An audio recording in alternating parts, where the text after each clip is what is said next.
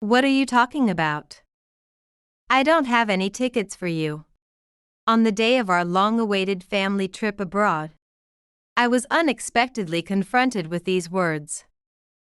Left behind alone at the airport, I tried to suppress my rising anger and pulled out my smartphone. My name is Allison Baker, and I'm 26 years old. I work at a cafe attached to a hotel, where I met Ted, who would later become my husband, a few years ago. Ted comes from a fairly well-known business family, and it seems he took a liking to me for some reason when he stopped by the cafe for work. However, I couldn't straightforwardly accept his affection. The reason was that my mother was a single parent, and she passed away due to illness when I was in middle school, leaving me to be raised by my maternal grandparents. With such a background, I felt I was no match for Ted, an heir to a distinguished family. Although I was genuinely pleased to be favored by him, I didn't think I could accept his feelings. I told Ted about my upbringing, explaining that it was inappropriate for us to be together. But he insisted that family background didn't matter, and persistently pursued me without giving up. Finally, I gave in to how genuine he was and decided to give dating a shot. Ted's a little unsure at times, but he's really nice, and the more I learned about him, the more I felt attracted to him. A year into our relationship, we got married. Naturally, after our wedding, I moved into his family home.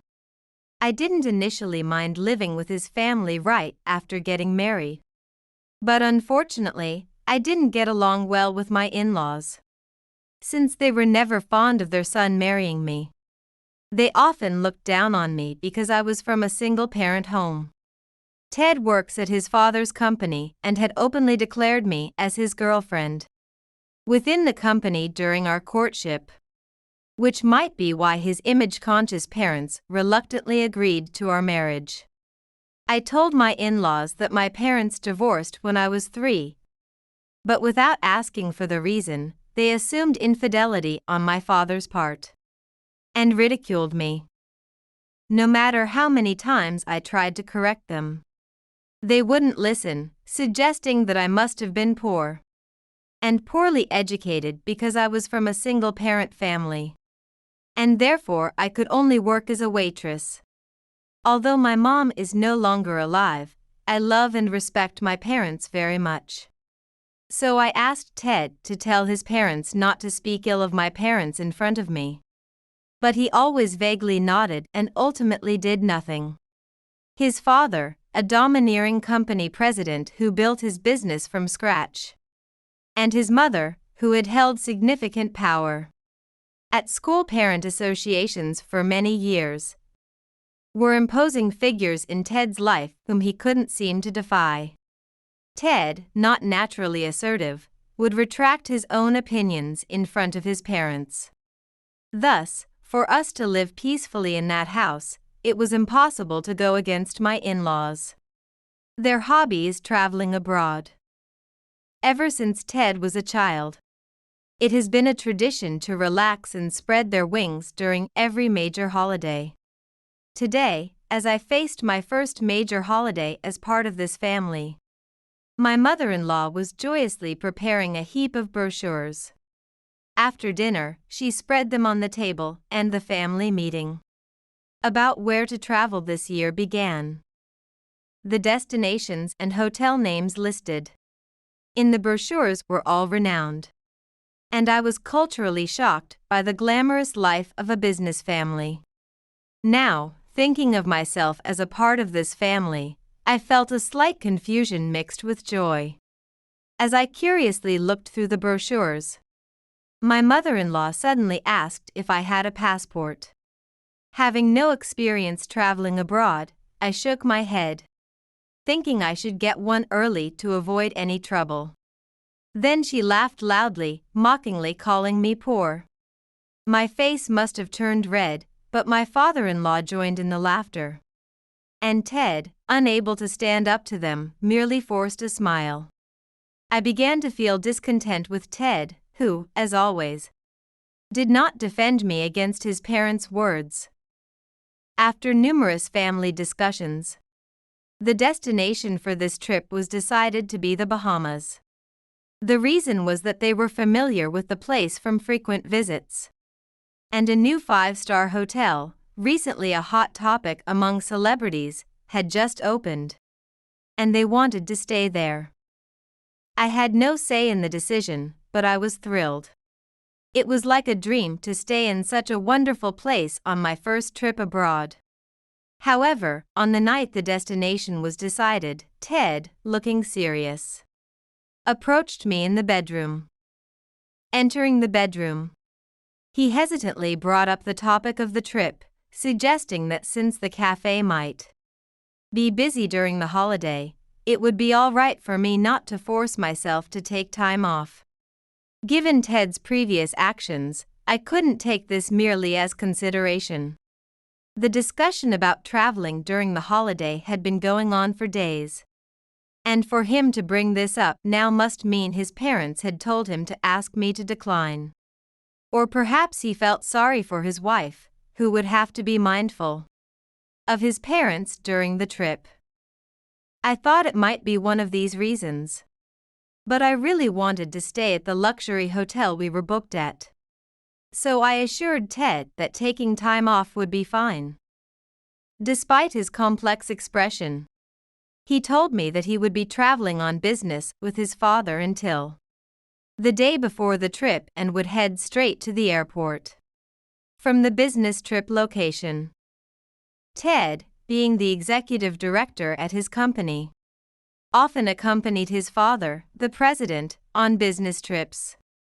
This time, the business trip would also include sightseeing. And my mother-in-law was joining them, meaning I would likely go to the airport alone. It was my first time using an airport, but in today's internet-savvy world, I figured I could manage most things by researching online. Even alone, getting into the airport and meeting up with Ted and the others shouldn't be a problem. In fact, I thought it would be more comfortable than going to the airport alone with my mother-in-law, so I nodded to Ted's words. Make a list of what you want for souvenirs. On the eagerly awaited day of the family trip, I meticulously prepared and left the house with plenty of time. As it was my first trip abroad, I had received various lectures from my mother-in-law beforehand.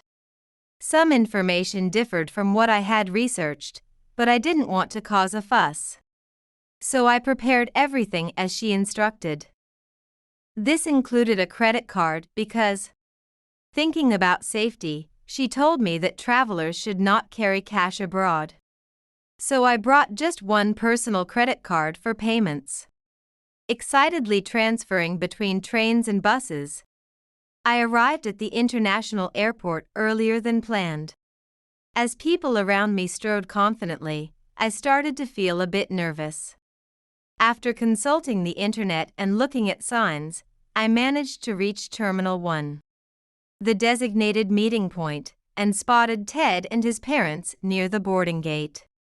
Relieved, I hurried over, but my mother-in-law's indifferent attitude quickly dampened my spirits as she asked if I had already checked in.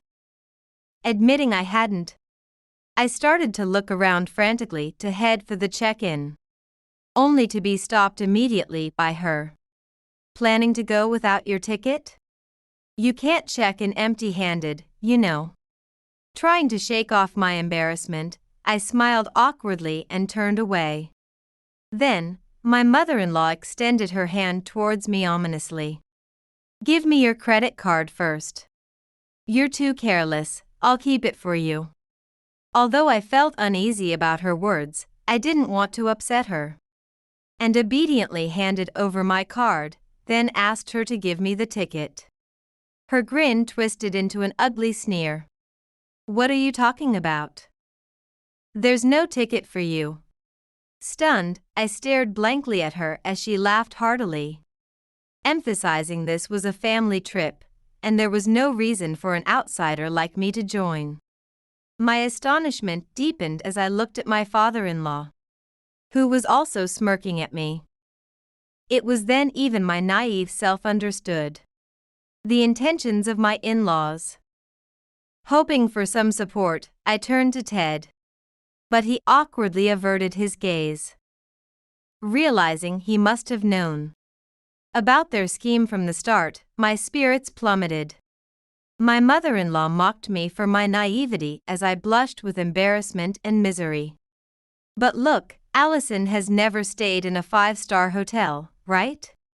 It would be sad if she made a fool of herself there since she's clueless about proper etiquette. Hearing Ted's unhelpful words, his mother agreed, claiming this was their kindness.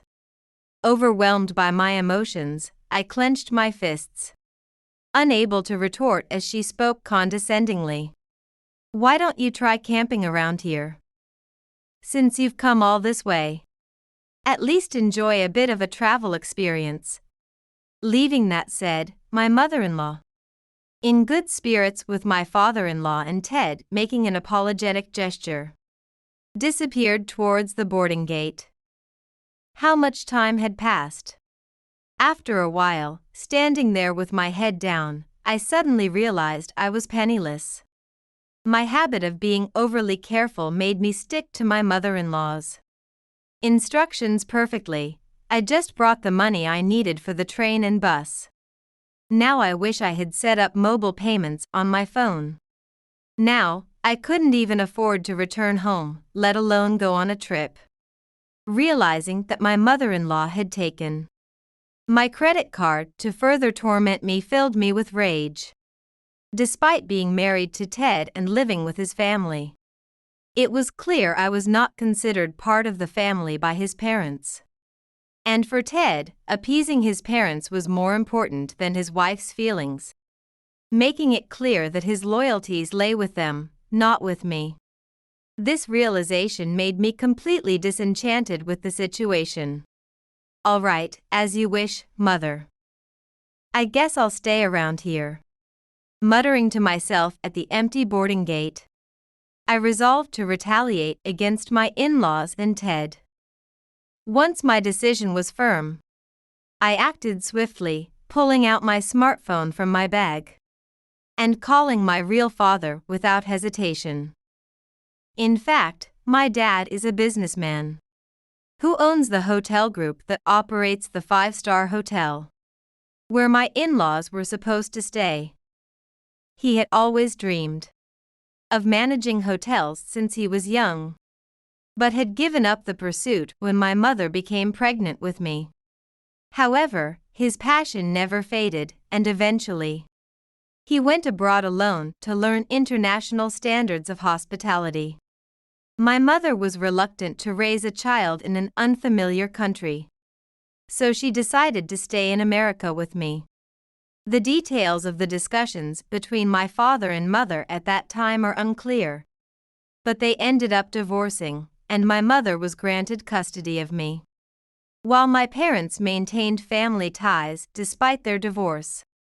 They celebrated together when my father's dream came true, and he opened a highly successful luxury hotel abroad. After my mother's death, my father had invited me to join him overseas, but I couldn't leave my grandparents who had helped raise me. Nevertheless, I hoped to work with him someday, and continued various hotel-related jobs to understand true hospitality. Since my in-laws had never met my father, given that he was always overseas, and the wedding greetings were done over the phone, it's understandable they didn't connect me with the famous hotel owner seen on TV. As soon as my father answered, I skipped pleasantries and asked him to cancel their reservation, tearfully explaining why. While I knew it wasn't right to involve personal feelings in his business, I couldn't bear to let my in-laws win. My father was outraged and agreed immediately. However, another urgent problem was that I was out of money, which was the real reason I had called him. After the call, I learned that my father had just opened a hotel near the airport, aimed at American tourists.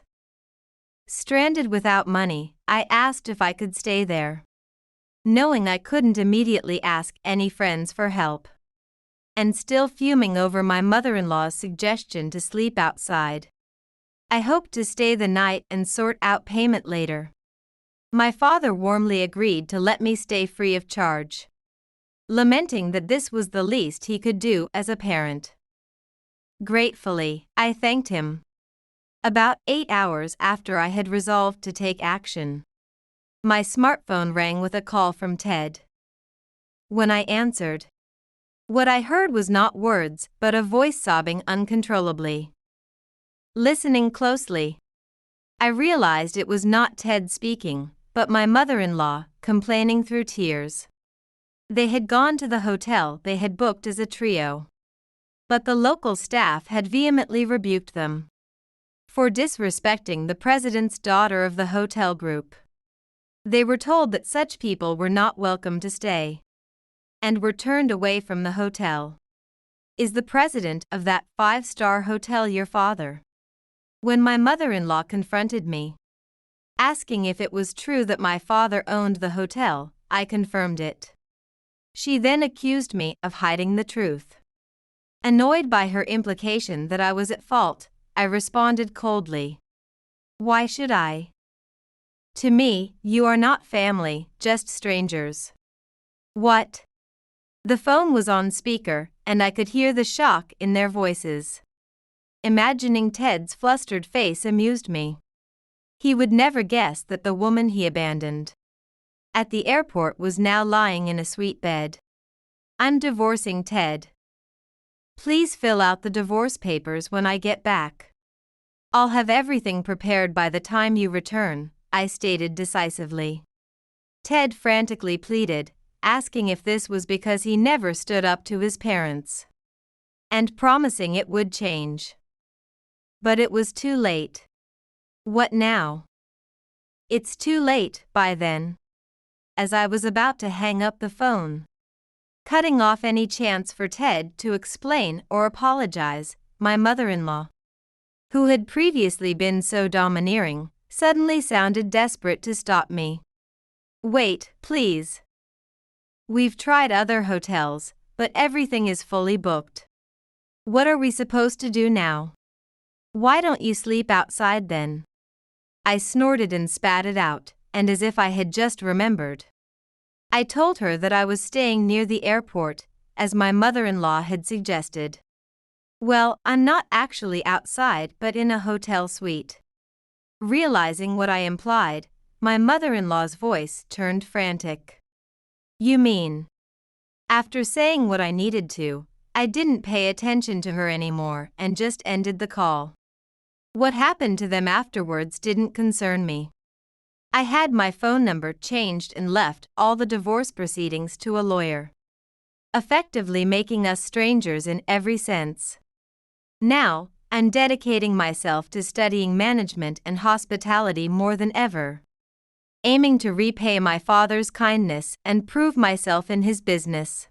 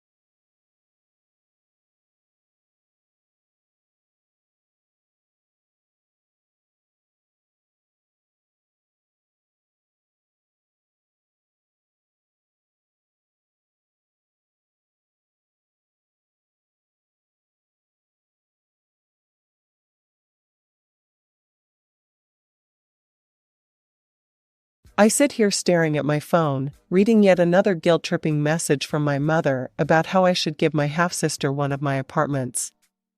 The audacity of her request doesn't surprise me anymore. No matter how many times I block her number, she finds new ways to reach me. Text messages, emails, even comments on social media, all demanding the same thing. To understand why I'm so adamant in my refusal, we need to go back 20 years. I was 6 when my world fell apart. Mom sat me down one evening in our living room, her face oddly calm as she twisted her wedding ring, and told me she'd fallen in love with someone else. Dad was moving out. I remember watching him pack his things, while Mom hovered impatiently by the door, checking her watch every few minutes. Mom didn't waste any time. The ink was barely dry on the divorce papers when she married Steve, and he moved into our house. Everything changed overnight. My princess drawings disappeared from the fridge, replaced by Steve's work schedule. My favorite cereal vanished from the pantry because Steve preferred healthy breakfast options. It was like someone had taken my home and rearranged everything just slightly wrong. Dad sent regular alimony checks and tried to see me when he could, but his business kept him busy. Our visits grew shorter and less frequent, always interrupted by urgent phone calls about meetings and deals. Then, when I was 8, my half-sister arrived. I still remember standing in the hospital hallway, watching through the glass as Mom cradled her new baby, with Steve beaming beside them. That was the moment I became invisible in my own home. They named her Lisa, and suddenly, everything revolved around her schedule, her needs, her wants. Rachel, keep it down, became Mom's favorite phrase. The baby's sleeping. Rachel, go to your room, Steve would say. Your mother needs to focus on the baby. Rachel, we can't help with your homework right now. Lisa has a fever. Rachel, eat dinner in your room tonight. Lisa's fussy and needs quiet. I grew up with a roof over my head and food on my plate, but love and warmth were luxuries I didn't get to experience. My bedroom became my sanctuary and my prison. I'd spend hours there, doing homework, reading books, or just staring at the ceiling, trying to make myself as small and quiet as possible. Steve made no secret of his dislike for me. He'd sigh heavily whenever I entered a room, or mutter under his breath about baggage from the past. Late at night, I'd hear them talking through the thin walls of my bedroom, their voices carrying clearly in the quiet house. She should be living with her father, Steve would say. She doesn't belong here. Look how she mopes around the house. She's making Lisa uncomfortable. We can't send her away, Mom would reply in a harsh whisper.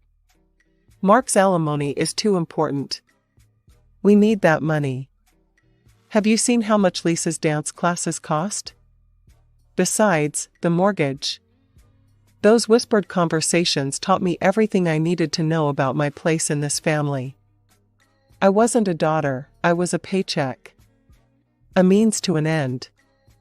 A necessary inconvenience they tolerated for the monthly deposits my father made into their account. Every time I heard them talk like that, a little piece of my heart would harden, building up walls that would eventually become impenetrable.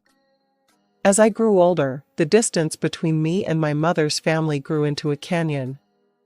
Every summer vacation became a stark reminder of where I stood in their hierarchy. While they packed their bags for beach resorts and theme parks, I'd be shuttled off to Dad's place like an afterthought. We just can't afford an extra ticket, Rachel, Mom would say, not quite meeting my eyes. But you'll have fun with your father, won't you? The truth was, I did have fun with Dad, even though our time together was punctuated by business calls and urgent meetings. He'd sit with me during breakfast, his phone constantly buzzing, looking at me with guilty eyes. I'm sorry, Princess, he'd say for the 100th time.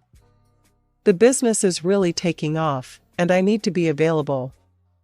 But look what I got you. And out would come the latest iPhone, or a new laptop, or the newest gaming console. I remember the day he gave me my first MacBook. His eyes lit up watching me open it.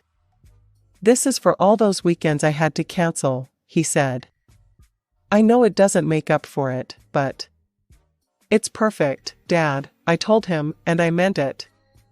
Not because of the expensive gift, but because of how his face brightened when I hugged him. But my happiness would always be short-lived.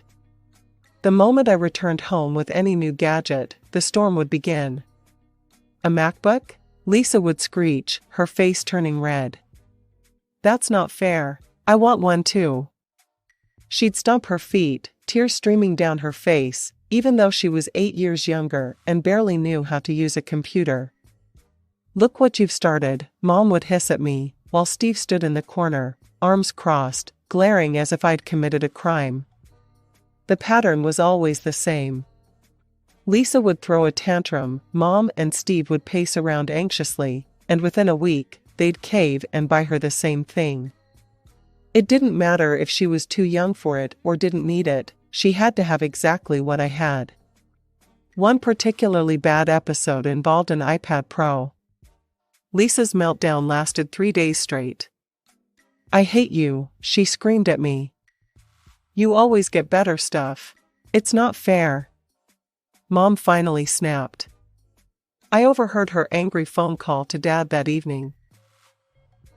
"Mark, this has to stop," she demanded. "These expensive gifts are causing problems in my household. Lisa gets upset, and we can't afford to keep matching your presents. Either buy something for both girls or don't buy anything at all."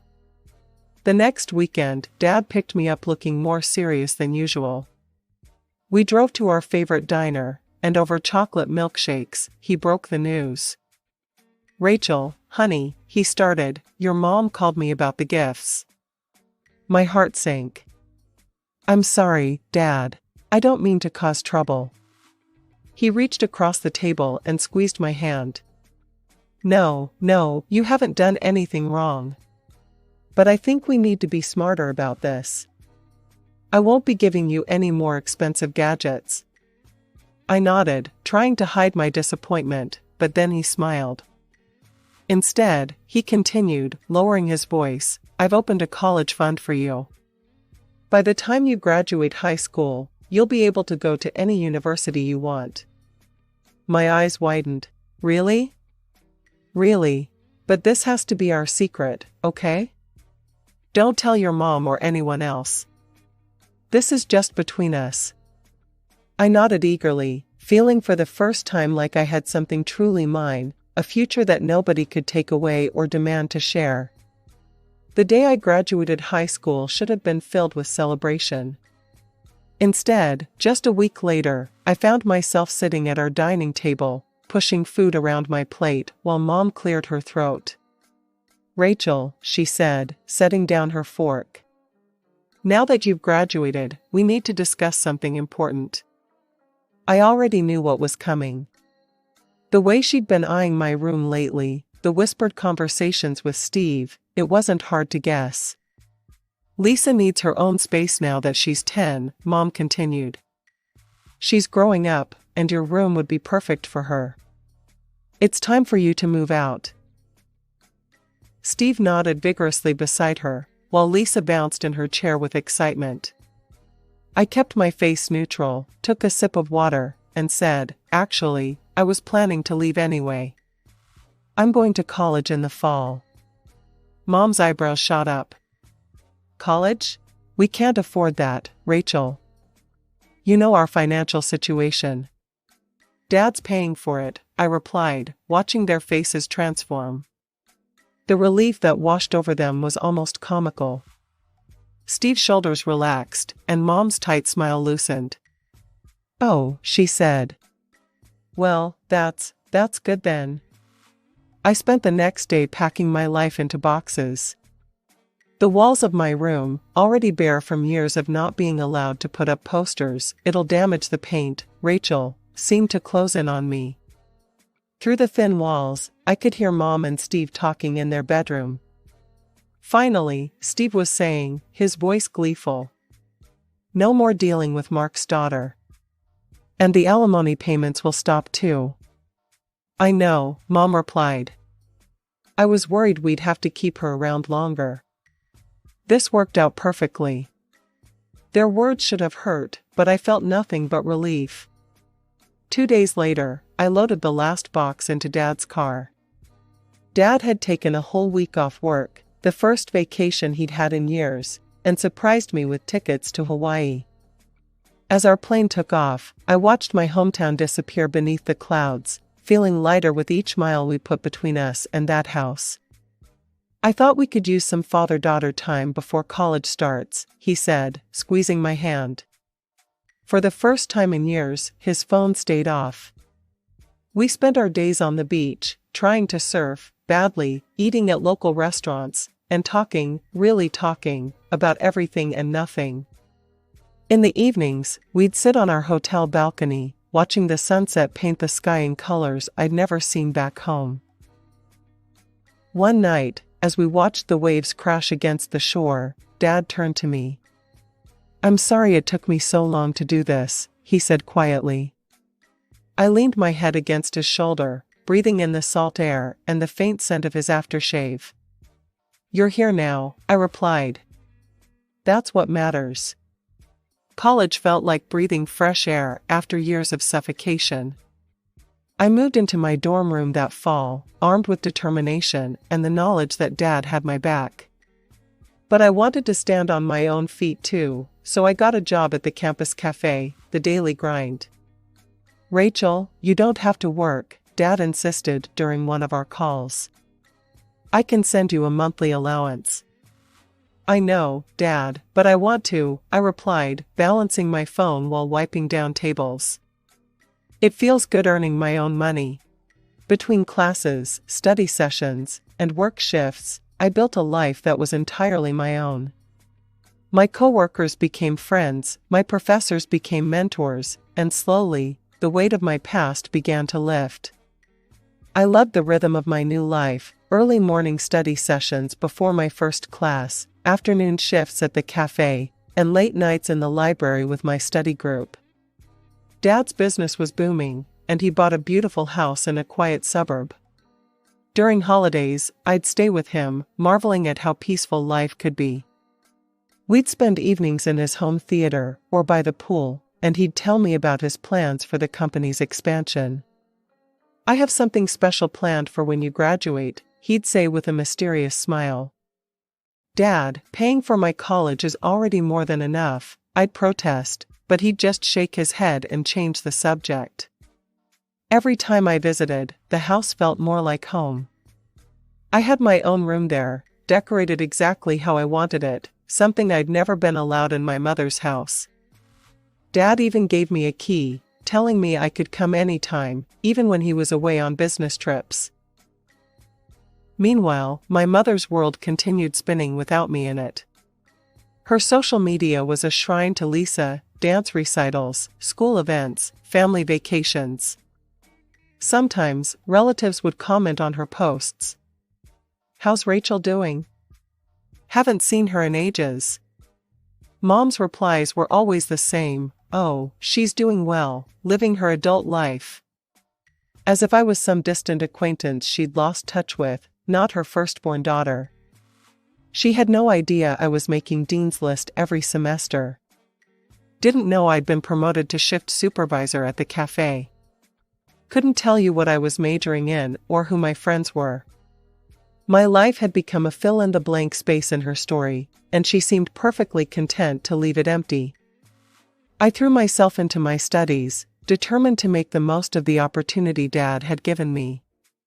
Between classes and work, I joined the business club and even started tutoring younger students in economics. My professors started talking about graduate school possibilities, and for the first time, I could see a clear path forward for my life. One day, scrolling through my feed, I saw a photo of Lisa's 12th birthday party. The house was decorated with balloons and streamers, and Mom had tagged every relative except me. Our little princess is growing up so fast, the caption read, followed by a dozen heart emojis. I stared at the image for a long moment, then closed the app. That night, as I locked up the cafe, I realized I didn't feel the ache I expected. Instead, I felt light, unburdened, like I'd finally put down a heavy bag I'd been carrying for years. Graduation day was bright and sunny. I spotted Dad in the crowd immediately. He was the one cheering the loudest when they called my name. After the ceremony, while families took photos and celebrated, he pulled me aside with a mysterious smile. "Close your eyes and hold out your hands," he said. I felt something metal drop into my palm. Opening my eyes, I saw a set of keys with a small envelope. "What's this?" I asked, opening the envelope to find an address. "Your graduation present. An apartment in your name, back in hometown. Fully furnished and ready for you to move in." I burst into tears, throwing my arms around him. "Dad, this is too much." "Nothing's too much for my little girl," he said, hugging me tight. The apartment was perfect, modern, spacious, in a quiet neighborhood. I found a job at a local marketing firm, settled into a comfortable routine, and rarely thought about my mother's family anymore. Life was good, simple, peaceful. Then came the phone call that changed everything. "The tests came back positive," Dad said, his voice unusually quiet. "It's stage 3 pancreatic cancer." The next 2 years became a blur of hospital visits, chemotherapy sessions, and desperate searches for experimental treatments. I watched my strong, vibrant father grow weaker day by day. He fought hard, we both did, but cancer doesn't fight fair. On a rainy Tuesday morning, holding my hand, he took his last breath. He was just 54. I handled the funeral arrangements in a daze. Posted about it on social media, tagging Mom out of obligation more than hope. Her response came hours later. "Sorry, but I'm too busy to attend my ex-husband's funeral. Lisa has a dance recital that day." Even in my grief, I couldn't say I was surprised. The reading of the will left me speechless. Dad had left me everything: his company, the house, several investment properties. His lawyer handed me a letter.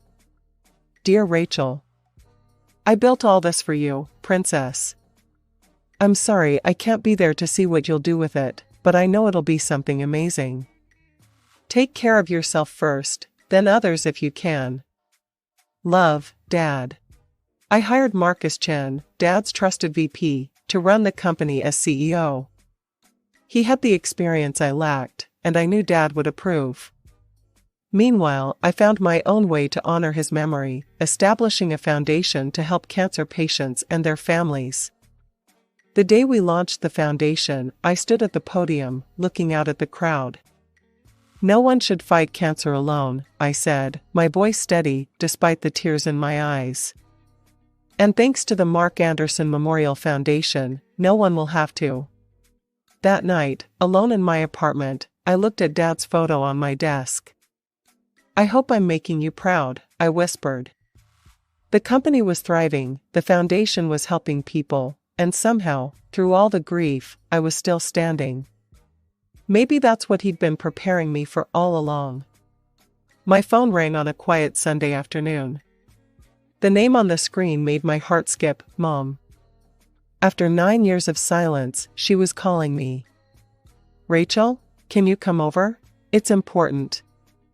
Her voice sounded different, strained, older. Against my better judgment, I agreed. Walking up to my old house felt surreal.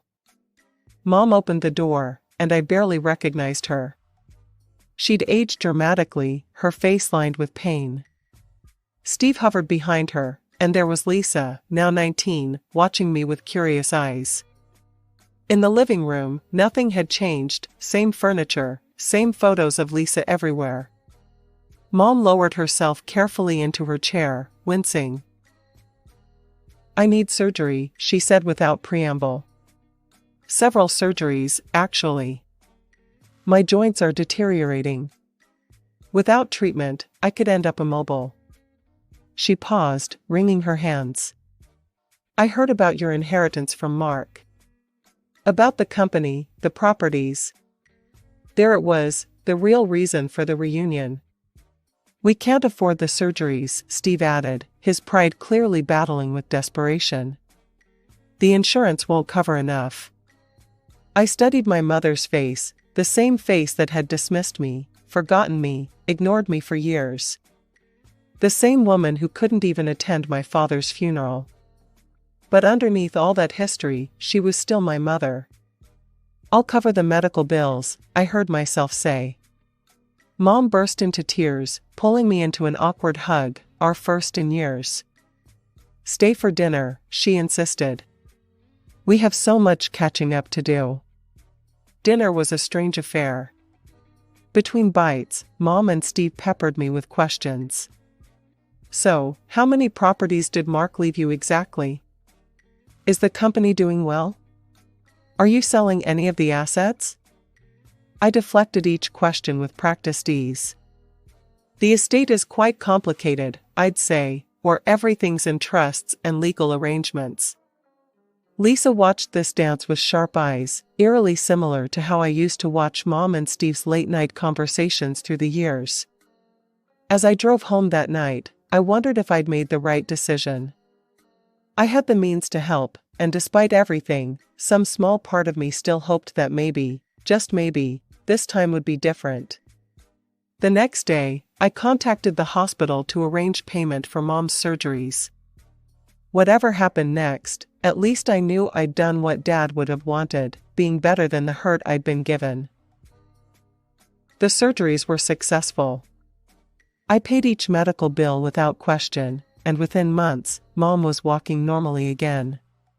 That's when the invitations started coming. Rachel, come for Sunday dinner. Rachel, we're having a barbecue. Rachel, Lisa misses you. Each visit felt like walking on eggshells. Mom would reminisce about my childhood, conveniently editing out the painful parts. Steve would ask casual questions about Dad's company.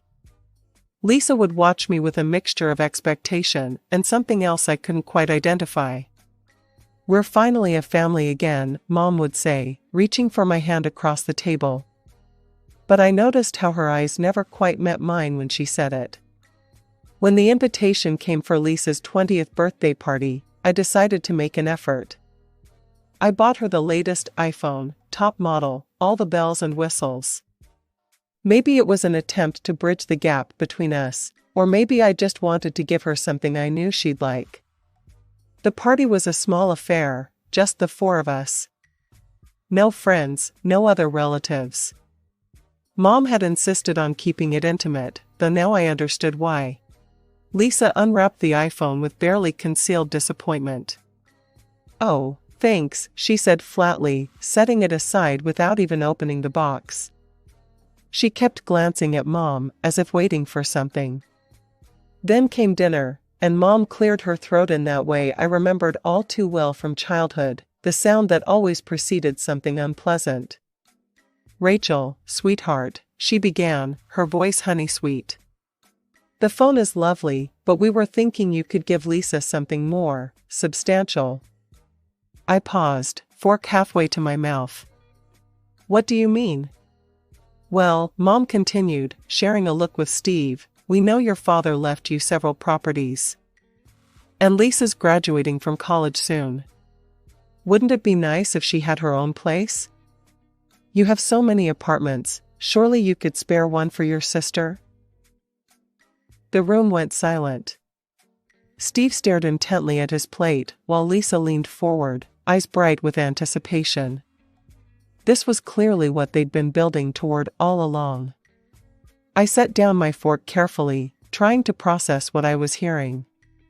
All those family dinners, the sudden interest in my life, the constant invitations, it had all been leading to this moment. No, I said quietly. I won't be giving away any of my properties. Mom's sweet expression faltered. But Rachel, it's your sister. Surely your father would have wanted. Don't, I cut her off. Don't you dare tell me what my father would have wanted." The room temperature seemed to drop several degrees. Mom's face turned red with anger, while Lisa slumped in her chair, crossing her arms. "How dare you be so selfish?" Mom snapped. "Your sister deserves—" "No," I said again, standing up. "What I deserve is to not be used for my money. Not now, not ever." Mom's sweet facade shattered instantly. Her face contorted with rage as she slammed her hands on the table, making the dishes rattle. "You ungrateful little bitch," she screamed. "After everything we've done for you. You're just like your father, selfish and heartless." Lisa shrank back in her chair while Steve stood up, looming over the table. But I wasn't that scared little girl anymore. "Everything you've done for me?" I shot back, standing my ground. "Like throwing me out at 18 the moment Dad's alimony check stopped coming? Like treating me like an unwanted houseguest in my own home? You were never part of this family," Mom shrieked. "You were always in the way, always causing problems. And now you have all this money and won't help your own sister?" She lunged forward, hand raised to strike me. I caught her wrist midair. "Touch me," I said quietly, "and I'll go straight to the police. And then I'll sue you for every penny I spent on your surgeries." The color drained from her face. Steve took a step back. Lisa's mouth hung open. "You wouldn't dare," Mom whispered. "Try me. I'm not that powerless little girl anymore." I grabbed my purse and headed for the door, turning back one last time. "Don't call me again. Don't message me. Don't try to contact me through relatives. We're done." That was more than a year ago. Now I sit in my office, looking out over the city as another one of Mom's messages pops up on my phone. They started coming a week after that dinner, first angry, then pleading, then tearfully apologetic. "Please, Rachel, we're family. Your sister misses you. We can work this out." I block each new number, each fake social media account they create. Sometimes I catch myself wondering if I'm being too harsh, if I should give them another chance. But then I remember Dad's words from his letter, "Take care of yourself first." So that's what I'm doing. The company is thriving under Marcus's leadership.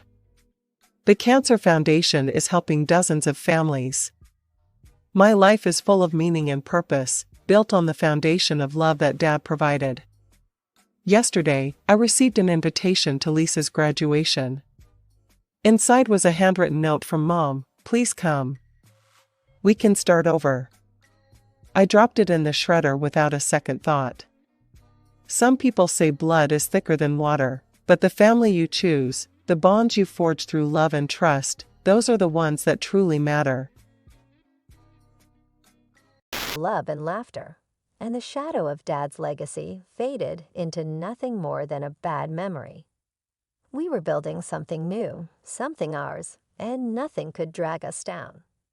Looking back, I wouldn't change a thing. The hardships, the battles, they made us who we are. And standing there with my mom and Alex by my side, I knew we were unbreakable. The past was just that, the past. Our eyes were set on the horizon, eager for the dawn of our new day. And just like that, it was decided. We were moving into Mom's house. As I started packing up our apartment, I couldn't shake the feeling that this was the beginning of something big. I just didn't know if it was something good or bad. John was over the moon about the move. He kept talking about the garden he'd plant, the man cave he'd set up in the basement. Even Sarah seemed excited about having a bigger room. The move to Mom's house brought a whole new set of challenges. I quickly realized that taking care of a stroke patient was a full-time job, one I wasn't equipped to handle alone. After a week of sleepless nights and stress-filled days, I hired a nurse to help out during the day. Nurse Jenny was a godsend. She came in every morning at 8 and stayed until 6, taking care of Mom's basic needs. But evenings and nights were all on me.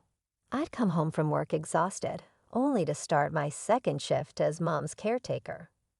The stroke had affected her speech, leaving her frustrated and often silent. I'd change her diaper, giving her as much dignity as I could in the process. Then came the sponge bath, the massage to keep her muscles from atrophying, the meds, and finally dinner. It was grueling work, both physically and emotionally. Seeing my vibrant, independent mother reduced to this state broke my heart every day. But I did it because I loved her, because she'd have done the same for me. What I didn't expect was Sarah's reaction to her grandmother's condition. At 11, I thought she'd be old enough to understand, to help. Even boy, was I wrong. One evening, as I was heading to Mom's room, I saw Sarah dart past, her hand clamped firmly over her nose. "Sarah," I called out. "Where are you going? Don't you want to say hi to Grandma?" She shook her head violently. "No way. It smells gross in there." I was shocked. "Sarah, that's not a nice thing to say. Grandma needs our help and support right now." "I don't care," she spat back. "She's disgusting. I'm not going near her." Before I could respond, she stormed off to her room, slamming the door behind her. I stood there, stunned and hurt. Where had my sweet little girl gone? I turned to John for support, but found none. Not my problem, he'd say whenever I asked for help with Mom. I didn't sign up for this. It stung, but I couldn't entirely blame him. He hadn't signed up for this. None of us had. Still, I couldn't help but feel resentful as I watched him play video games with Sarah or take her out for ice cream while I was elbow-deep in adult diapers and medication schedules. The one silver lining was seeing how close John and Sarah had become. They'd always had a good relationship, but now it seemed stronger than ever. I'd hear them laughing together in the living room or see them huddled over Sarah's homework at the kitchen table. It warmed my heart, even as it made me feel more isolated. 2 years flew by in a blur of bedpans, medications, and stolen moments of sleep. Mom's condition had stabilized, but she still needed constant care. I was exhausted, but I'd found a rhythm. Then one ordinary Tuesday, everything fell apart. The phone rang while I was changing Mom's sheets. It was Mrs. Peterson, our old neighbor from the apartment complex. "Mia, dear," she said, her voice dripping with concern. "I thought you should know I've been seeing John around quite a bit, with company of young women. Different ones, always very pretty." I thanked her and hung up, my mind reeling. That night, I confronted John. "Oh, those are just potential tenants," he said smoothly. "I'm showing them the apartment." I wanted to believe him, I really did, but doubt had taken root, and it grew like a weed. A week later, I found the lipstick stain. It was on the collar of his white shirt, a perfect crimson kiss. My hand shook as I held it up to the light, trying to convince myself it was just a pen mark or a food stain, but I knew better. I waited until his next business trip to make my move. With trembling hands, I unlocked the door to our old apartment. The sounds coming from the bedroom confirmed my worst fears before I even opened the door. There was John in our bed with a woman I'd never seen before. They scrambled to cover themselves, but the damage was done. "Mia," John exclaimed, not even having the decency to look ashamed. "What are you doing here?" I couldn't speak. I just stood there, staring at the scene before me, feeling my world crumble around me. "Look," John said, his voice cold. "I'm sorry you had to find out this way, but let's be honest, Mia. I'm bored. You're always busy with your mother. This is exciting." His words cut deeper than any knife. Without a word, I turned and left, my mind already racing towards what I needed to do next. The divorce proceedings were ugly. John fought me every step of the way, but in the end, we stood before a judge, dividing up our life together like it was nothing more than assets on a balance sheet. Then came the hardest part, custody of Sarah. At 12, she was old enough to have a say, and her choice broke my heart. "I want to live with Dad," she declared, her voice steady. "I don't want to be around Grandma anymore. It's gross and depressing, and Mom's always trying to make me help." The judge nodded sympathetically. He took into account John's higher income, the stability he could provide, and Sarah's clear preference. In the end, John was awarded primary custody. I was devastated, but I tried to focus on what was best for Sarah. John could give her opportunities I couldn't: private school, dance lessons, summer camps. We agreed on weekends and holidays for me, a schedule that looked so neat and tidy on paper, but felt like a gaping wound in my heart as I watched Sarah pack up her things, chatting excitedly about her new room at Dad's new place. I felt like I was losing everything. My marriage was over, my daughter was leaving, and I was left with a house that felt more like a hospital than a home. The first few months after the divorce were tough, but I clung to my weekends with Sarah like a lifeline. We'd go to the movies, have ice cream in the park, or just hang out at home. It wasn't perfect, but it was something. Then slowly, things began to change. Sarah started canceling plans. "I have a sleepover," she'd say, or "Dad's taking me to a concert." I tried to be understanding, to be the cool mom who didn't make a fuss, but each cancellation felt like a knife twisting in my gut. Soon, the cancellations became more frequent. Weeks would go by without a visit. My calls went straight to voicemail. Text messages were met with one-word responses, if I got any response at all. One Sunday, after yet another canceled visit, I decided to call Sarah directly. The phone rang once, twice, then went to voicemail. I tried again. This time, a robotic voice informed me that the number I was trying to reach had blocked my calls. My hand shook as I dialed John's number. "What do you want, Maya?" His voice was cold, annoyed. "John, I can't reach Sarah. She's blocked my number. What's going on?" There was a long pause. "Look, Mia," John said, "Sarah doesn't want to talk to you right now. You need to respect that." "Respect that? She's my daughter." "She's also a person with her own feelings," John shot back. "And right now, she doesn't want to be around all that negativity at your place. I mean the sickness, the sadness. Sarah needs stability. She needs a normal family. Sarah sees Lisa as a mother figure now. She has a normal family life here. 2 parents, no sick relatives, no drama. Why can't you just let her be happy?" I couldn't speak.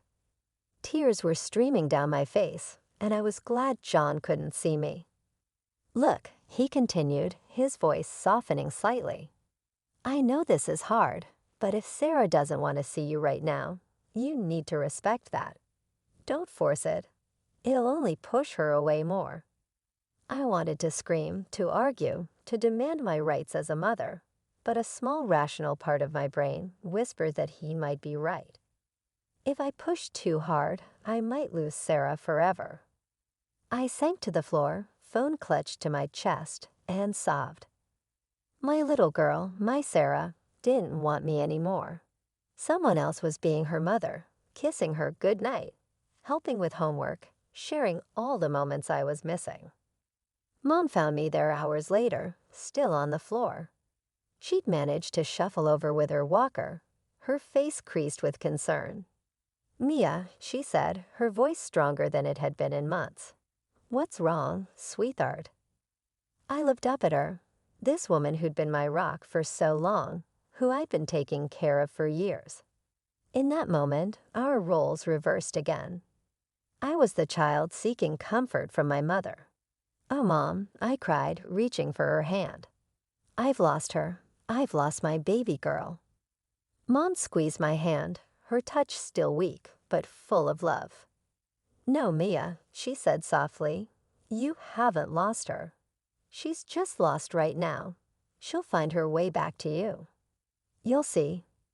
14 years. It's amazing how time can fly by and drag on simultaneously. Mom's condition improved slightly over the years. She regained some mobility and speech, but caring for her remained a full-time job. When she passed away peacefully in her sleep, I felt a mixture of grief and shamefully relief. Suddenly, I found myself alone in this big, empty house. The silence was deafening. No more beeping medical equipment. No more schedules of medications and therapy sessions. Just me rattling around in rooms full of memories. Then out of the blue, my phone rang. The number was unfamiliar, but the voice, I'd know it anywhere, even after all these years. "Mom, it's Sarah. I was hoping we could meet to talk." We arranged to meet at a cafe downtown. As I waited, my hand shaking around my coffee cup, I spotted a young woman entering. It took me a moment to realize it was Sarah. Gone was the gangly preteen I remembered. In her place stood a poised, beautiful young woman. "Hi, Mom," she said, sliding into the seat across from me. We made awkward small talk at first. She filled me in on her life, her job in marketing, her hobbies, her friends. Then she dropped the bombshell. "I'm getting married," she said, pulling an envelope from her purse. "Here's an invitation." My heart swelled with joy and a tinge of sadness. My little girl was getting married, and I'd missed so much. "Oh, Sarah, that's wonderful news. I'm so happy for you. Listen, if you need any help with the expenses." She cut me off abruptly. "Actually, Mom, that's kind of why I wanted to meet. I was hoping to talk about Grandma's inheritance, the house, her savings. I want them." I felt like I'd been slapped. "Excuse me." "Look, Mom," she said, leaning forward. "That house is in a great area. It's worth a fortune. After the wedding, Jake and I want to live there, start our family there." Anger bubbled up inside me. "Sarah, you haven't set foot in that house in over a decade. You said it disgusted you. You called it a tomb." She waved her hand dismissively. "I was a kid then. I've grown up. Times have changed, and let's face it, I'm Grandma's only grandchild. She would have wanted me to have it." I couldn't believe what I was hearing. "She wanted you to have it, Sarah. You didn't even come to her funeral. You didn't call, didn't write for years. That's ancient history," she snapped. "The point is that house should be mine. I deserve a comfortable life." Deserve? I was practically shaking with rage.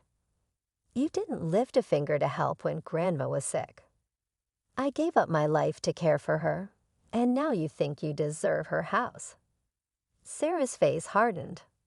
"Fine, if that's how you want to play it. I'll sue. I'll get what's rightfully mine." She stood up abruptly, snatching the wedding invitation from the table. "You know what? Forget it. You're not invited to the wedding. I don't need your negativity there, and I don't need your permission to take what's mine." As she stormed out of the cafe, I sat there stunned. The daughter I'd loved, missed, and longed for all these years was gone. In her place was this stranger, cold and greedy. The days following that disastrous cafe meeting passed in a haze. I alternated between rage, grief, and a numbing emptiness. But as the dust settled, I realized something surprising. I felt relieved. The weight of hoping for reconciliation, of longing for a relationship with Sarah, had lifted. In its place was a strange sort of peace. I didn't attend Sarah's wedding. I didn't send a gift or a card. Instead, I spent that day volunteering at a local animal shelter, finding comfort in the unconditional love of abandoned pets who needed care. It felt fitting somehow. Curiosity got the better of me a few days later, and I found myself scrolling through Sarah's social media.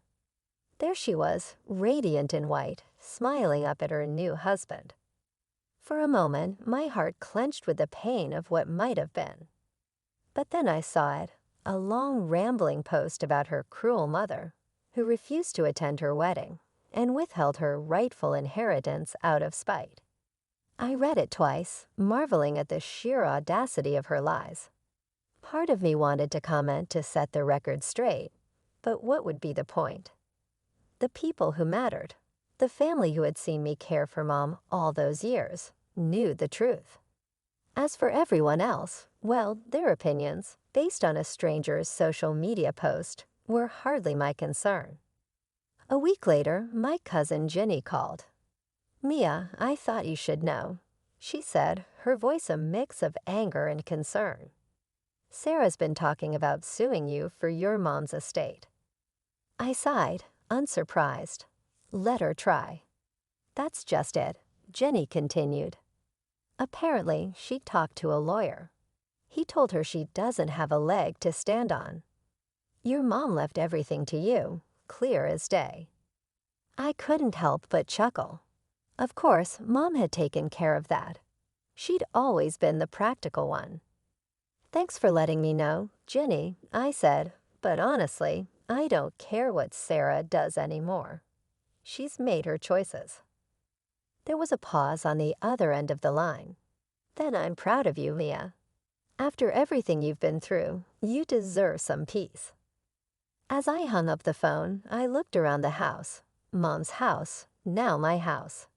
Every corner held memories, some painful, some beautiful. But for the first time in years, I felt like I could breathe here.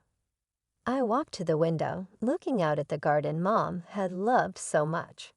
It had gotten a bit overgrown in recent years, but I could see its potential. Maybe it was time to bring some life back to it. As I stood there, planning my next trip to the garden center, I realized something. The chapter of my life revolving around Sarah, the hope, the pain, the longing, was finally closing. But that didn't mean my story was over. Far from it. The garden was in full bloom when the call came. I'd spent the past few months throwing myself into its restoration, finding solace in the simple act of nurturing life. The roses Mom had loved so much were just starting to open, their scent filling the air as I pruned the bushes. My phone buzzed in my pocket, an unknown number. I almost didn't answer, but something made me press the green button. "Hello, Mom." Sarah's voice, thick with tears. "Mom, I need your help." I froze, pruning shears still in hand. "Sarah, what's wrong?" "I'm pregnant," she sobbed. "And we're struggling, Mom. I need money. You have to help me. You can't leave your grandchild without anything." I listened in silence as she continued to babble, her words growing increasingly desperate and accusing. "You left me behind, Mom. You've never battled for me or attempted to get in touch with me. And now you're going to desert your grandson as well." I felt a calm, unwavering resolution snap within of me instead of rage. "Sarah," I murmured steadily, "that's enough." She stopped talking, perhaps surprised that I had cut her off. "I never left you. I consistently sent child support each month. I emailed, texted, and phoned. My number was banned by you. Your stepmother was your choice. Even though your choices were heartbreaking, I honored the decisions you made. However, no." Sarah cut me off. I responded firmly, "Sarah, I'm not finished. At this point, you are an adult who will soon become a parent. You need to take ownership of your life and your decisions. Your bank is not me. I'm not there to protect you. Furthermore, falsehoods and guilt trips won't be used to influence me." On the other end of the telephone, I could hear her breathing heavily. "Go to your father and stepmother for assistance if you need it. Remember, they are your actual family. The ones you selected. I have come to terms with that. You must now accept the repercussions of your decisions. You can't do this. Sarah sobbed. I can, I answered, lowering my voice a little. My daughter is you. You are indeed. And I will always cherish you as the little girl you were. However, I have no idea what kind of lady you have become. Additionally, I don't believe I want to. I inhaled deeply. Sarah, goodbye. I hope all is well with you and your child, but please don't get in touch with me ever again. Before she could answer, I hung up, lowering the phone with a trembling hand. I felt the weight of what had just transpired for a minute as I stood in the garden, surrounded by the blossoming life I had cultivated. Then gradually, I experienced a boost. I had severed the remaining connections that held me to a traumatic past. Finally, the what-ifs were put to rest. I surveyed the garden and the home on the other side. This was my life now, shaped by the decisions I made moving ahead, rather than by regret or loss. Returning my attention to the rosebush, I grabbed my pruning shears. There was still beauty to develop, more work to be done. And I felt really, very free for the first time in as long as I could remember. I'm Amber, and I never imagined that I would be the one to break off relations with my family. However, life has a way of revealing people's true selves, particularly at what ought to be the happiest times. 3 years ago, while I was working as an event coordinator at a computer conference, I met James. He was calm, considerate, and very smart, which set him apart from the men I typically dated. Like the rest of my family, I had always been the life of the party, but there was something about his collected manner that appealed to me. I fell in love with him right away because of the way his eyes glowed when he described his projects. He was a senior programmer at a big computer business. My younger sister Rachel would constantly remind me, "You're nothing alike," when we first started dating.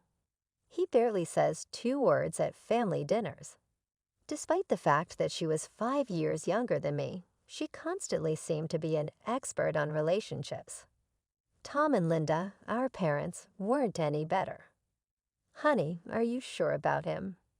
Every time James left the room, Mom would inquire. "He seems so distant." I made numerous attempts to clarify that James was simply introverted and not distant. He liked serious conversations over small banter and intimate get-togethers over big celebrations. However, my family never made an effort to comprehend. They interpreted his introversion as a personal attack against them and his stillness as conceit. A year ago, James and I were married in spite of their opposition. It was a modest ceremony that we both desired. Although my family was present, they mostly used passive-aggressive remarks to point out how different this wedding was from other family weddings. "I don't understand why they can't accept you for who you are," I said James one evening following yet another unpleasant family meal. He simply shrugged and grinned his soft smile. "Amber, not everyone has to comprehend me, so long as you do." His ability to remain above the drama and not let other people's opinions influence him was what I admired most about him. However, things were going to get a lot worse, and even his composure would be put to the test. It all began last weekend when Mom called. "Next Saturday is our family supper, Amber, my love. But only you. We are aware that James dislikes these get-togethers." My blood pressure started to rise. "What do you mean, just me?" "Well," Mom said hesitantly, her voice dropping off, "you know how James is with crowds, and we're having some relatives around. We believed it would be preferable if—" "Mom, what if?" "If I pretended to be single during family events, and my hubby stayed at home." "I'm sorry, Mom, but my husband will be joining me." "Marriage does not operate that way." My hands trembling with rage, I hung up before she could answer. James simply chuckled when I later told him about it. When Rachel contacted me one bright morning, everything changed. I could almost feel her leaping up and down over the phone, and her voice was brimming with enthusiasm. "Oh my God, Amber, you won't believe it. Last night, Mark proposed," she said. My heart jumped with real delight. I knew how much my sister loved Mark, and I loved her despite our differences. He was a high school teacher who shared Rachel's gregarious nature and enjoyment of social events, and they had been dating for more than 2 years. He appeared like a decent guy. "Rachel, that's incredible," I said. "I'm so happy for you," as I reached for my car keys. "Are you at Mom and Dad's?" "Yes, we're beginning to organize everything, so come on over now." After 20 minutes, I was entering the well-known living room of my parents. Rachel's engagement ring caught the light as she rushed to embrace me. Mark stood close by, looking proud and a little overwhelmed, while Mom and Dad were grinning. "Show me the ring." When I insisted, Rachel proudly showed off the small but exquisite diamond. We talked about dates and looked through wedding publications for the next hour. Then Mom's face became serious. She stated, "The only issue is, well, we're a bit tight on money right now," with an uneasy expression. With Dad's recent medical bills and everything. Despite her best efforts to conceal it, I saw Rachel's face droop a little. I heard myself respond without hesitation, "I'll give you $10,000 for the wedding."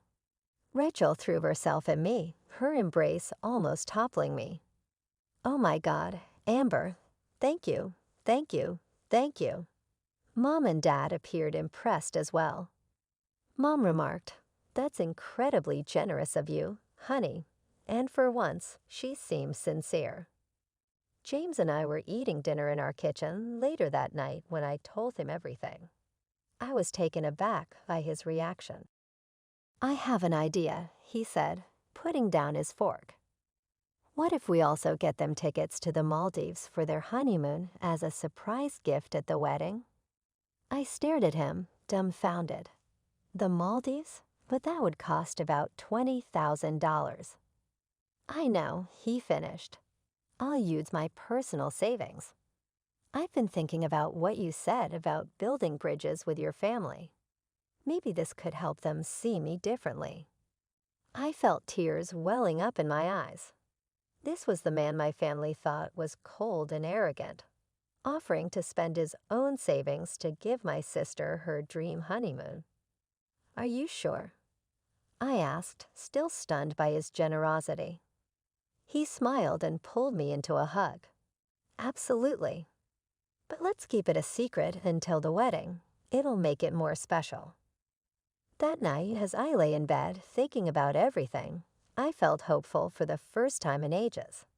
Maybe this would finally help my family see James for who he really was, not the antisocial person they'd labeled him as, but the incredibly thoughtful, generous man I'd fallen in love with.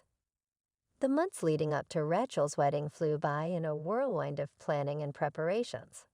Every weekend seemed to bring a new decision to make, and Rachel wanted my opinion on everything. I was touched that she valued my input. "What do you think about this venue?" Rachel asked one Saturday, showing me pictures of an elegant converted warehouse. "It's smaller than the country club Mom suggested, but I think it has more character."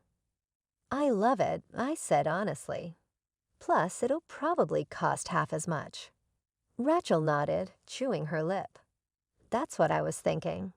Mark and I want to keep things simple, no more than 50 guests.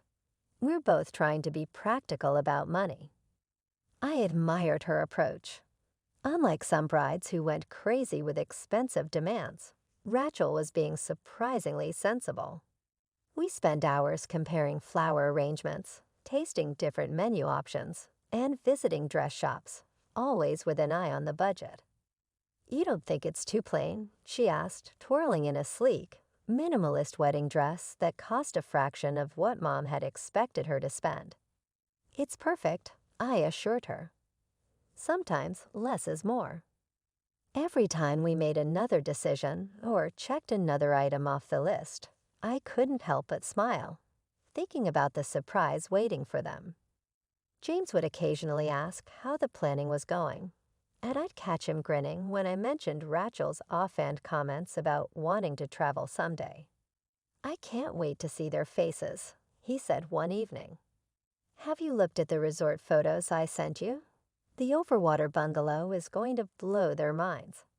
His enthusiasm made me fall in love with him all over again.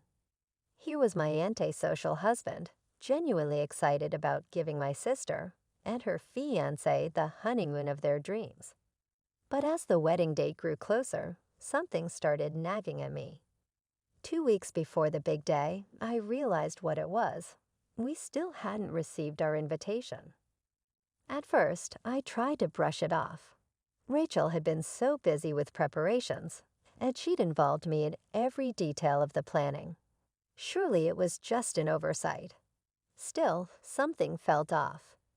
James and I had our outfits ready, we'd arranged time off work, and we'd been actively involved in all the planning, but we didn't have an actual invitation.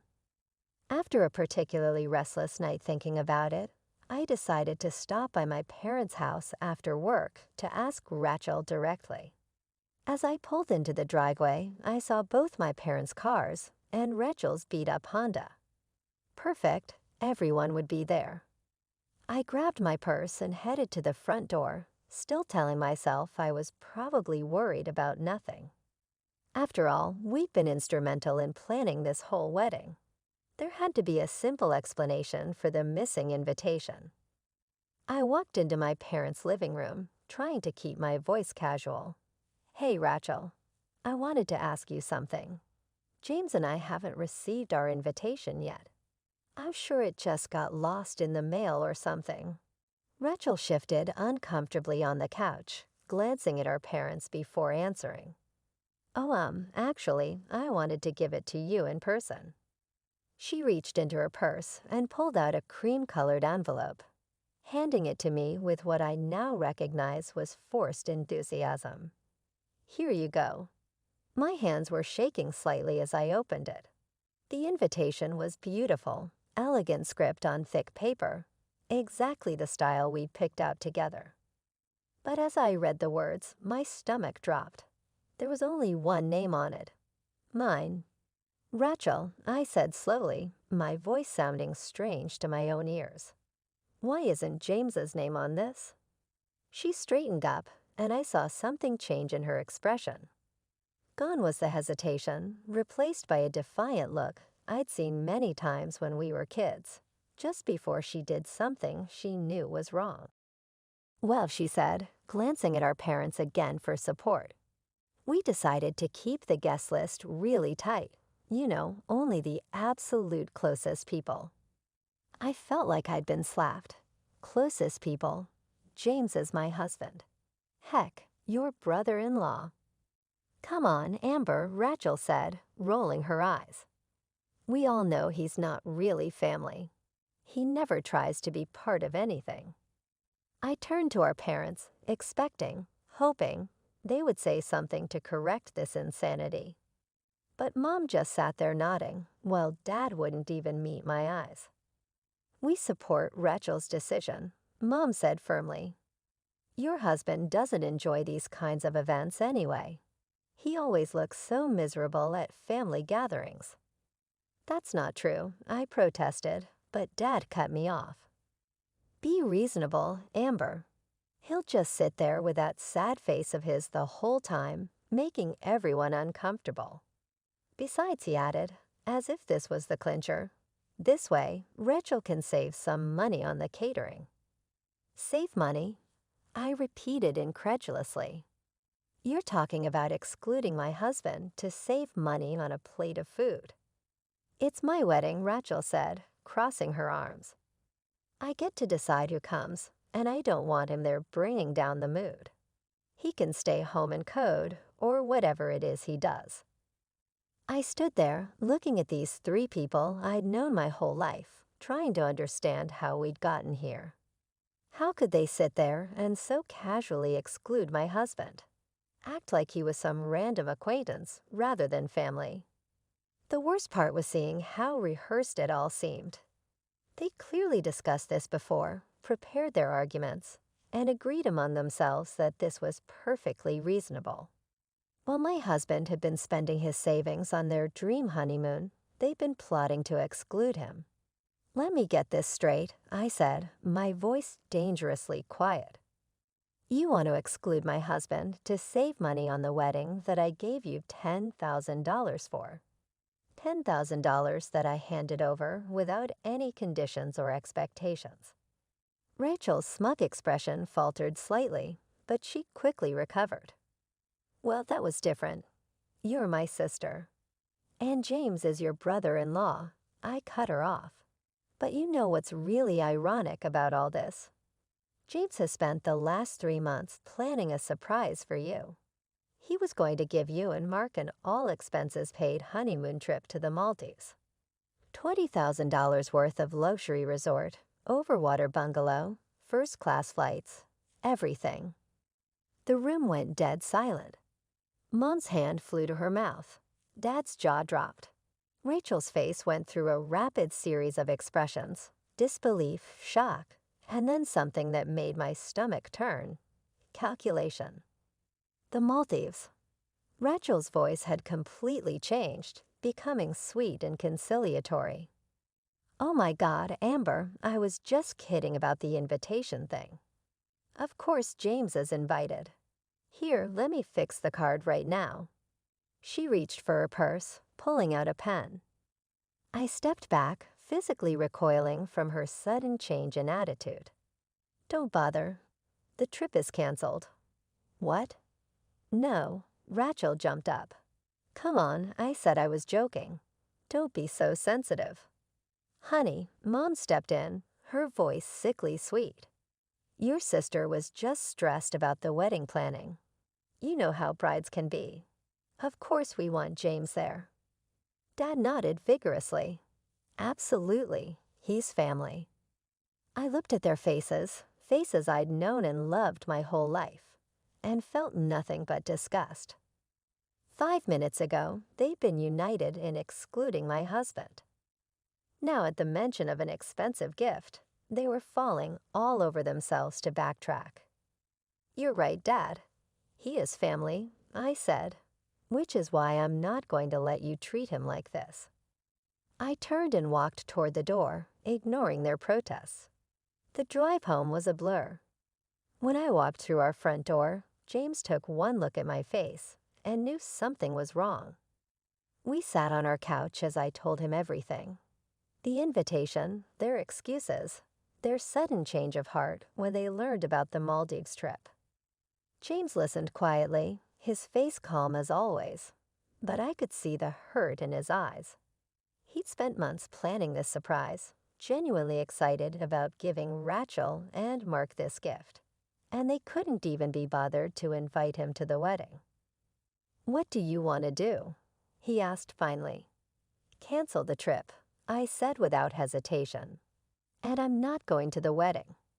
I can't sit there and celebrate with people who treat you like this." "Are you sure? They're your family." I shook my head firmly. "You're my family, and I won't let anyone treat my family like this." James nodded, opened his laptop, and within minutes had canceled the Maldives reservation. The money was immediately refunded to his account. As I watched the transaction complete, I felt a strange mixture of sadness and relief. That evening, my phone wouldn't stop buzzing. First came the calls, Rachel's name flashing on my screen every few minutes, alternating with Mom and Dad's. I silenced them all. Then the messages started flooding in. "Please don't do this to me," Rachel texted. "The Maldives has always been my dream." "Sweetheart, let's talk about this rationally," Mom wrote.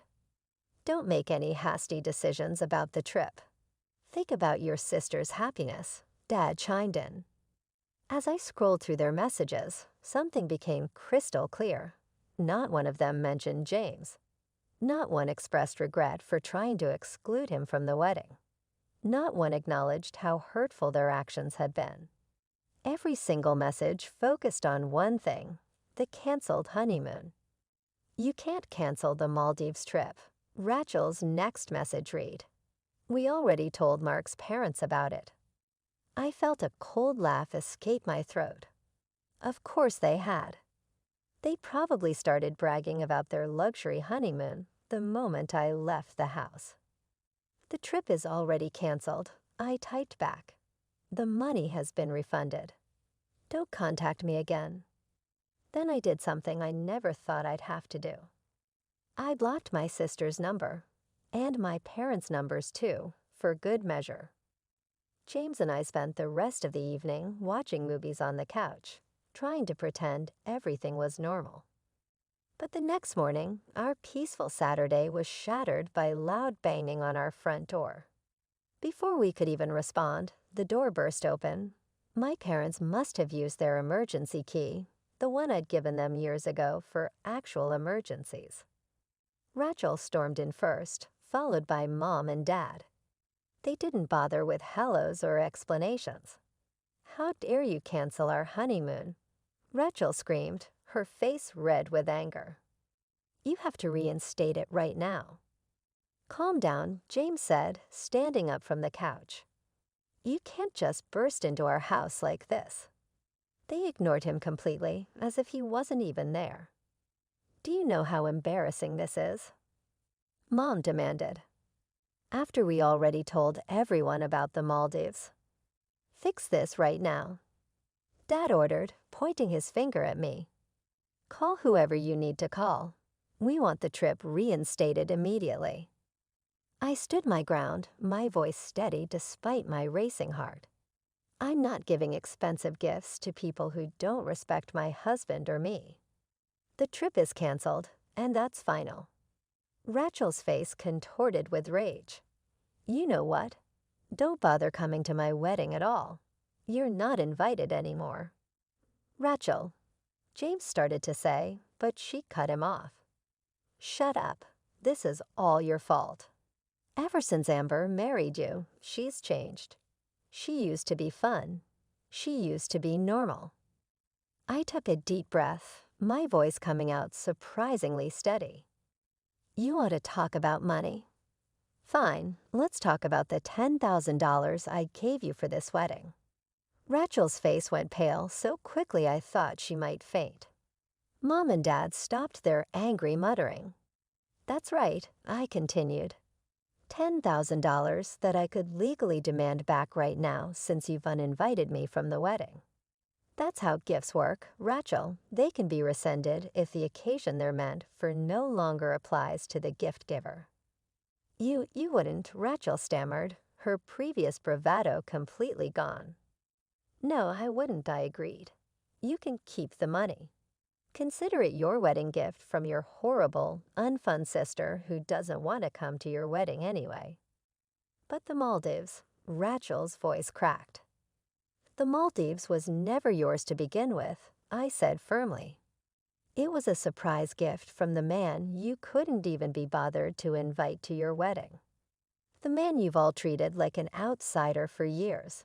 Well, congratulations. You finally succeeded in pushing us both away completely. Rachel's face crumpled, and she burst into tears. But I dreamed about the Maldives my whole life. It's not fair. Mom and Dad immediately wrapped their arms around her, like they always had when we were kids, and she didn't get her way. They shot me venomous looks as they guided her toward the door. I watched them leave, coddling my sobbing sister between them, and felt nothing. No guilt, no sadness, just exhaustion. The door clicked shut behind them, and suddenly the house was quiet again. James came up behind me and wrapped his arms around my waist. I leaned back against him, drawing strength from his steady presence. I'm so tired, I whispered. Tired of their arrogance. Tired of them only thinking about themselves. Tired of them treating us, like this. I know, he said softly, kissing the top of my head. I turned to face him, a small smile forming on my lips despite everything. You know what? Let's do something with that refunded money. something for us. What did you have in mind? We've been talking about getting a new car. $20,000 would make a nice down payment. James grinned. I might have been looking at some options already. Want to go car shopping? 2 weeks later, we were driving home in our brand new hybrid SUV. It was beautiful, practical, and most importantly, it was ours. A symbol of our life together, our priorities, our future. As I ran my hand over the pristine dashboard, I couldn't help but feel we'd made the right choice. The day of Rachel's wedding came and went. I spent it deliberately busy. James and I took our new car for a long drive along the coast, had lunch at a quiet seaside restaurant, and tried our best not to think about what was happening back in town. But that evening, after we returned home, I couldn't help myself. I opened Instagram and went to Rachel's page. The wedding photos were already up, professionally shot, carefully filtered, perfectly posed. As I scrolled through them, I noticed something. Her smile never quite reached her eyes.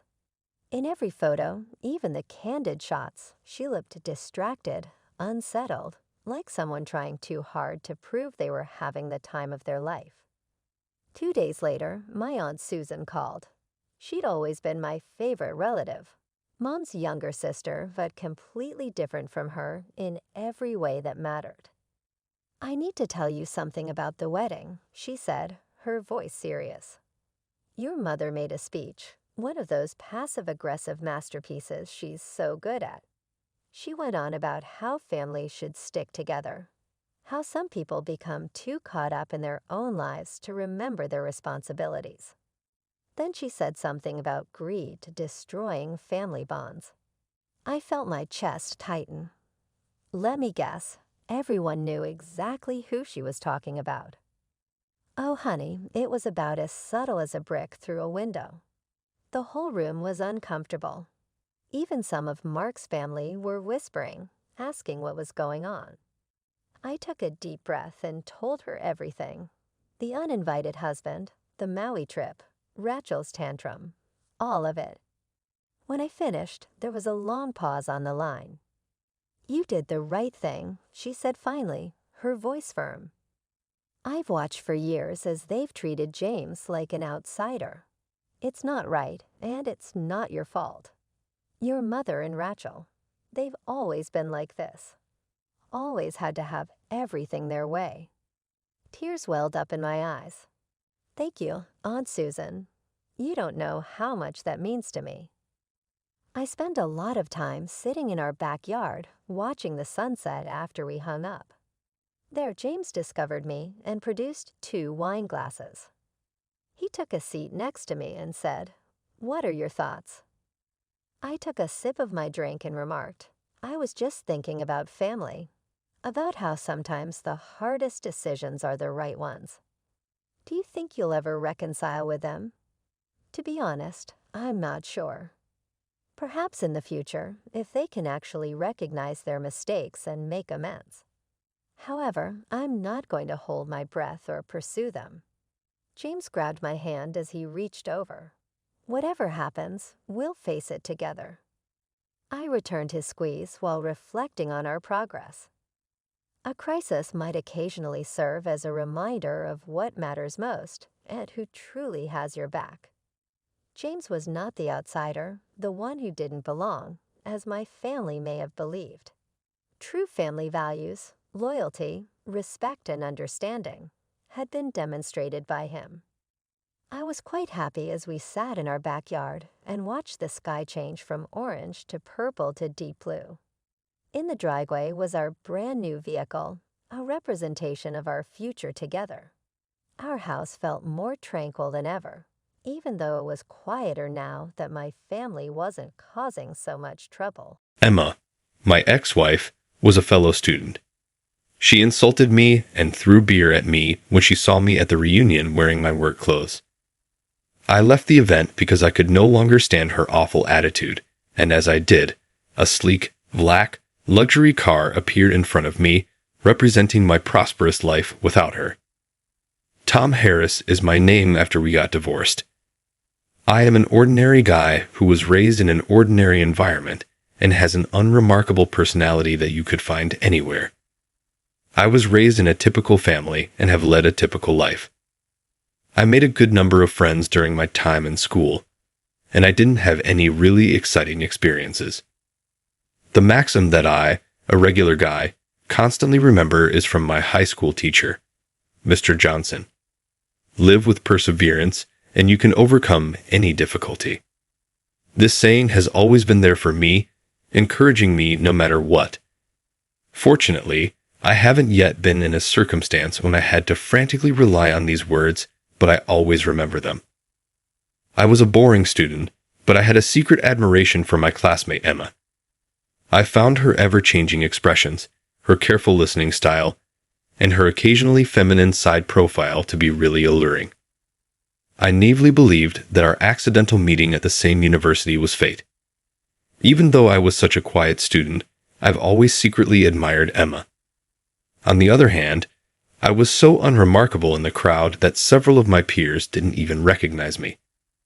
However, Emma would occasionally talk to me about our high school years, and those little exchanges brought me much joy. I was happy about such little things, and it was enough to keep me happy. I was a really humble man.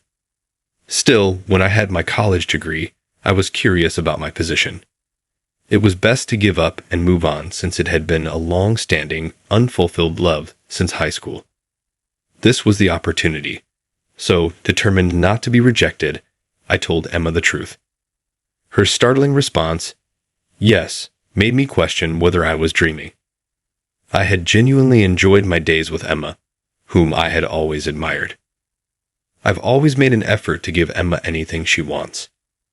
I put a lot of effort into my job since I loved seeing her delighted grin after receiving my gifts. As our relationship developed amicably, I made Emma's dream of becoming a housewife come true by popping the question in my third year as a working professional. I worked harder than ever, but taking care of two people's expenses was difficult.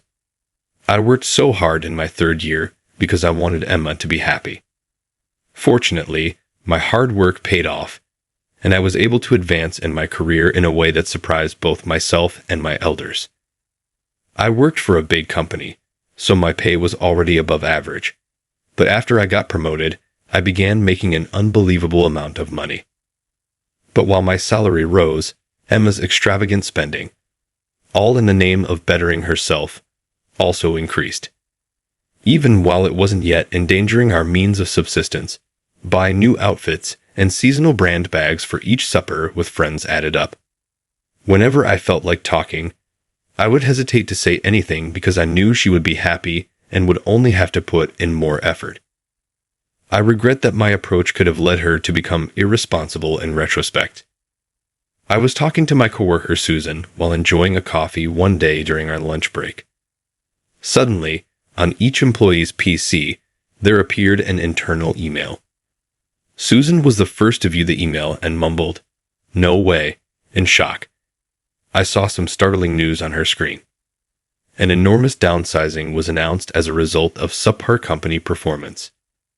The names of individuals who will be let go were coldly published in the email. My name and Susan's came on the list of people being laid off, and I glanced through it nervously. I felt as though everything had darkened around me, and I almost dropped my coffee. All of the staff members on the list, including Susan and me, were independent contributors to the business in their early 30s. A few of us went up to President Smith to voice our objections. "We targeted you because you're young and have ample opportunity for re-employment," President Smith countered.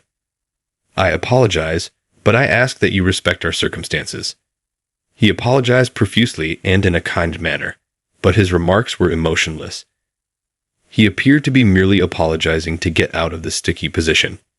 To me, it felt like that only. We came to the conclusion that there was no point in disputing with President Smith and had to accept the layoff. "What will you do now?" Silently, Susan inquired. "I haven't made a decision yet. I should discuss it with my spouse." "Susan, how about you? What plans do you have?" "Well, "Packing up my personal items around my desk," I replied. She said, "I think I might go back to my parents' place. I take it that your dad owns his own business. Thus, you'll have a backup plan for the time being." Using her best happy voice, she exclaimed, "Yay, that's right." I had no idea at the moment that Susan was about to cry in her voice. I wondered what I should do next as I drove home. I first considered how to tell Emma the news. I knew she would understand if I couldn't immediately find another job because I had worked so hard. Emma would undoubtedly encourage me. I could use my severance income to help with my job search. Feeling a little more positive, I accelerated my speed home, reassured by these thoughts. Emma exclaimed, "What?" as soon as I muttered about getting laid off when I arrived home. Not at all. I recognized her reaction as she turned pale. It's difficult, so feeling nervous was only normal. "But let's work through this together," I said. But before I could say anything further, Emma gave me a direct look and suggested that we get divorced. What?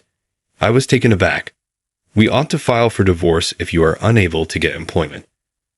A jobless man who is unable of spending money on me is useless." "I don't require you," spit out Emma. Everything in front of my eyes turned dark. Emma barraged me with insults, and I was at a loss for words to respond. "When I got married, I thought that because of your big company employment, we would be financially independent." My computations were incorrect. I could hear these words. Ultimately, Emma had never loved me at first. She knew I'd looked up to her since high school and figured that since I worked for a big firm, things will get stable financially someday. She believed that one day she would be able to achieve everything she wanted. I began to wonder if this was the intended meaning of left cooling. Even after a century, it seemed strange at the time, almost as if it were occurring to someone else. As I watched her lose her temper in front of me, I started to wonder if this was really the woman I had married. Feeling a mounting disgust as Emma went on to enumerate her complaints, I answered, "All right, let's get divorced." I was unable to move past my feelings or begin looking for a job until the divorce was finalized. After getting divorced, I started looking for a job seriously. Considering my smooth career up to that point, I knew it was a challenging employment market, but I hadn't anticipated it would be this difficult to get work. I'd initially searched for positions where I could apply the abilities I had acquired in my prior position, but nothing was available. Even with considerable savings, the need to find a new career quickly became pressing. I started looking for jobs in industries where I had no experience after realizing I couldn't be picky after my applications were turned down time and time again. Despite my belief that my physical strength was ordinary, I still avoided occupations requiring heavy labor because I didn't belong to an athletic club. I did, however, wind up doing some labor-intensive role interviews. Mr. Williams, the head of one company, was incredibly courteous. He paid close attention to my account of being let go. "Although it will be difficult at first, we will be there for you." He said, "Why don't you collaborate with us?" I was prepared to accept any job offer at that point. Since it was a construction company, there was some physical labor involved in the job, but mostly office work. No one made fun of me for being weaker or slower than others, and I appreciated everyone's encouragement. Although I wasn't returning the favor, I improved the company by making the most of my skills.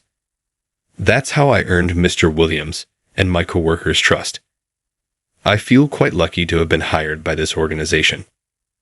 I was starting to feel at ease in my work when I got a notice about a high school reunion.